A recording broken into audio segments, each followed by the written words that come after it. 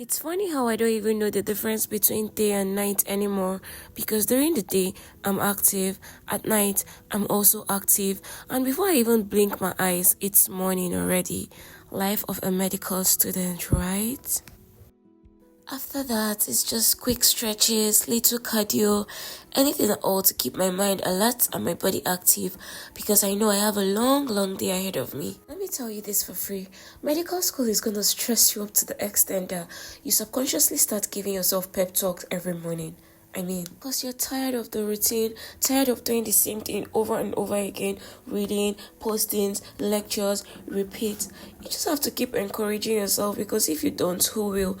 You have to keep reminding yourself why you started, and most importantly, why you can't quit. So yeah, the journey might be tough, but guess what? You have to be tougher. Constantly remind yourself that at the end of the day, you're not just chasing a degree, you're chasing a promise that you made to yourself. Because one day, all the struggles will turn into stories, and all the tears will turn into testimonies.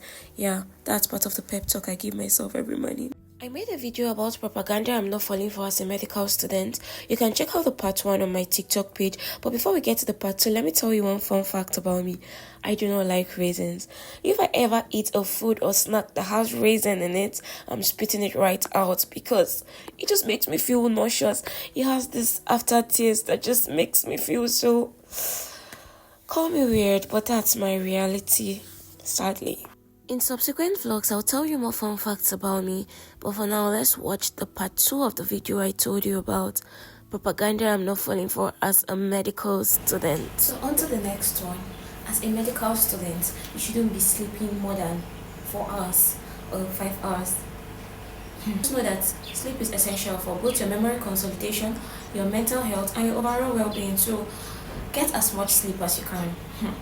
Get as much sleep as you can so you can function well.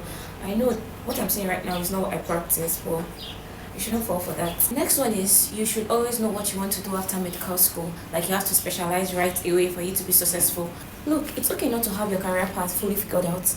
Medicine is so vast that you have enough time to graduate, do your house job, explore different specialties and areas, and decide which one fits you. So yeah, pardon the background noise. When I entered into medical school, I had an area of specialty in my head, but along the line, I changed my mind. And currently, I'm in 500 level. I've also changed my mind. I don't know if my mind will change right after graduating and doing house job.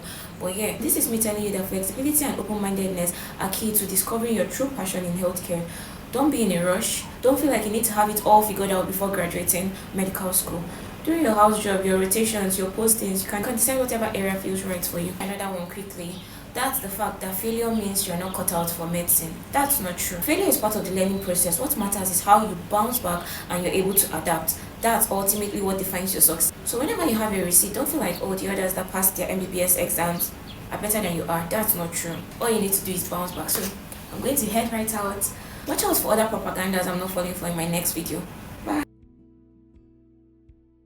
And there it goes again. I present Mrs. Ennis, a 35-year-old booked Gravida 2 Para 1, who presented at estimated gestational age of 40 weeks. Again. I was literally tired of hearing almost the same thing every morning. I don't know why my friend decided to check my body temperature as soon as I arrived, but we're just there, writing, listening, because this morning review can actually be very long.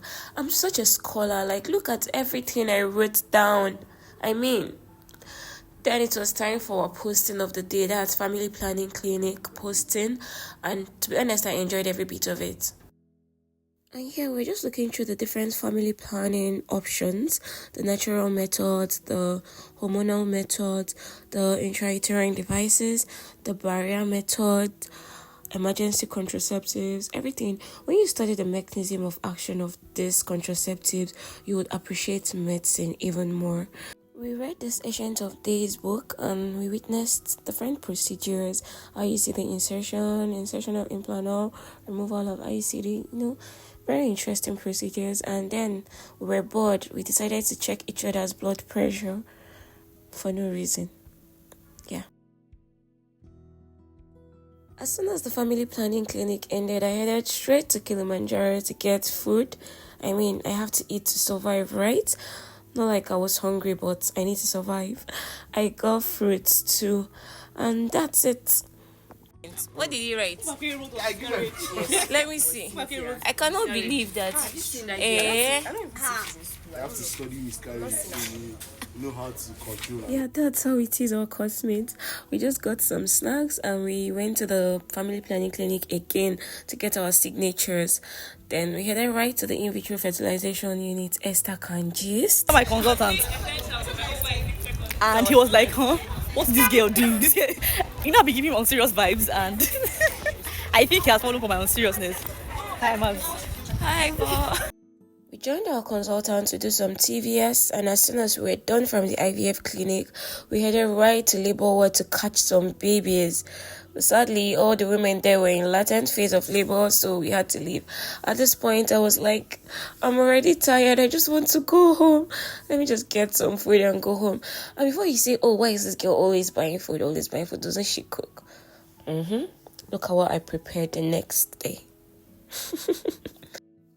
This particular day was called day and we just went to gynae ward where we were posted. We reviewed the folders and collect a patient. Then, I think, random moment. I got snack, went to class to read, made my hair, and then that's it. I've watched so many cesarean sections that at this point, I just feel like I can actually do it on my own. Because what?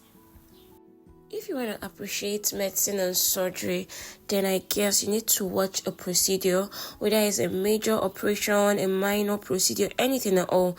Just watch it and I bet you are going to thank your health workers. You're going to see them in a different light because it's not easy. I'm telling you, it's not easy.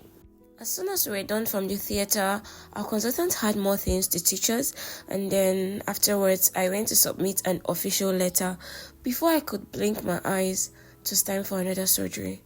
I told you that I've witnessed and even assisted in this procedure to the extent where if you leave just me in the theater, I would actually do it. By the way, I know that I'm not the only female medical student out there who feels excited when I see that the doctors that are carrying out the operation are actually females. It just makes me feel like, oh, this could be me in the next few years if I decide to specialize in obstetrics and gynecology. I don't know where my friend appeared from with her costume, but we decided to do some TikTok trends and challenges. You can check it out on my TikTok page. I can't post the video here because of the sound. I want this vlog to be a short one, so yeah, one more thing before I see you in my next vlog. This has to be the earliest I've ever returned from the hospital. It's still morning, and guess why? I'm currently doing my obstetrics and gynecology senior posting, and I've been posted to the wards today. I thought, okay, because Wednesday, Thursday, Friday was the strike. Probably today everything would have returned back to normal since the strike had been called off. But guess what? I went to labor ward. There were just 2 parturients. Antenatal ward, not a single patient. Postnatal ward, I think about 2 or 3. Like the hospital is empty because of this whole strike. We all know the reason why nurses are on strike, due to poor working conditions, lack of adequate pay, insufficient resources and all that. And trust me, the ripple effects are being felt by everyone. The patients, their families, the health sector, everybody. I don't know if we're failing to realize that nurses are the unsung heroes of the healthcare system. They work tirelessly, providing critical care, support and attention to patients on a daily basis. But why is it difficult for the government to attend to their needs? Healthcare workers are the backbone of the healthcare system, and I find it unfair that they continue to face poor working conditions, low pay, inadequate resources, and whatnot. To the government, let's not forget that the health and well-being of the citizens must be a priority. Let's ensure that these healthcare workers are being treated with dignity, respect, and are given all the support they need, because they are individuals too. They have families to feed. I honestly feel like there should be more open communication, negotiation, investment in the healthcare workforce to prevent this kind of strikes from happening in the future. Let's ensure that these nurses are well supported and that our healthcare system remains strong and continue to provide all the care and compassion that we need.